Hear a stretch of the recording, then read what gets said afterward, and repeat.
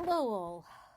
Well, Romania is officially as vocal as Poland at this point in time when talking about the need to protect NATO territory from Russian projectiles that cross over and violate NATO space.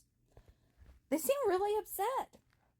Now, I'm being sarcastic here, but seriously though, when the war began, actually, when the preliminary invasion began with the annexation of Crimea 10.5 years ago, those of us covering the events were saying, were warning, this is not gonna end here. This is gonna expand if not nipped in the bud, if this is not checked right now. March 2014. This is going to expand and grow, and it will spill over into other countries. And lo and behold, it did. Because Russia has no qualms using anything, and they are fond of these massive waves of attacks, sending everything they've got against Ukraine. Yes, that shit flies a long way. Ukraine's not that big, y'all. Ukraine is not a big country. Look it up. The maps are over there. You can find out how not very big it is. So no, it's not a problem for Russians to launch some shit from the occupied areas and for it to cross into Europe, which is what's been happening. And apparently both the Poles and the Romanians are feeling jittery about it, understandably. Because flaming shit flying over into your country and potentially crashing down onto your heads is not a fun experience. Welcome to the war in Ukraine. So Romania is now demanding a more robust plan to protect the border regions of NATO against Russian missiles and drones.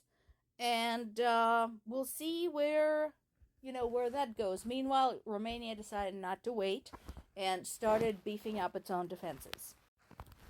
This story, this particular article is on BBC. It is a follow-up on a story that first appeared in Reuters 2 days ago. And here is the gist. So, some ammo by Indian manufacturers allegedly got diverted through Europe into Ukraine, so to help Ukraine. And Indians are now losing their shit over it because I think they are afraid to upset Russia. This is a developing story, folks. Okay?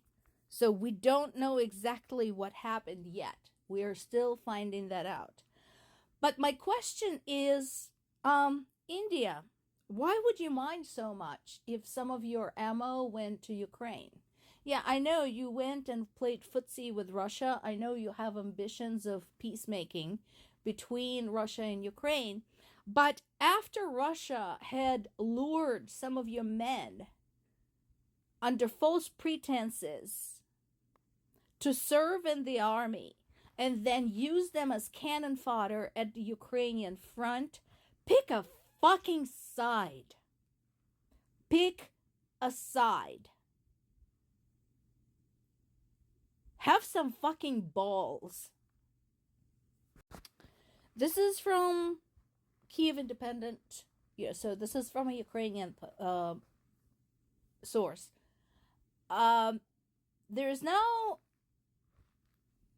some information that Russian military commanders knew about Ukraine's plans to go into the Kursk region and tried to warn the government. And what happened next? They were promptly dismissed. So this is actually very similar to what happened at the beginning of World War II. After the Soviet Union and Germany made a peace treaty, some economists, politicians, historians, and military commanders warned Stalin, who was in charge of the Soviet Union at the time, that this was just a facade, that this was just to pacify the Soviet Union, lull it into full sense of security, that Soviet Union should be beefing up its defenses, beefing up its borders, etc., because Germany would invade. Instead of listening to them, Stalin had most of them arrested and a lot of them executed. And then, of course, we all know what happened. When Germans launched their bombers across the Soviet border on June 22nd, 1941, we were basically caught with our pants down. And going back to our question about India, India is not the only one whose men were lured to fight and die for Putin's idiocy. Now we have evidence of men from Ghana. Again, folks, especially from developing countries, use your freaking head. Come on. No, they're not inviting you there to work. They're not inviting you there because you're smart or because you possess some kind of skills. They're inviting you there to send you to die at the Ukrainian front. And the last but not the least, we finally have some details about the damage done to those two weapons depots that we were talking about. So, let me show you. So, this is the second one.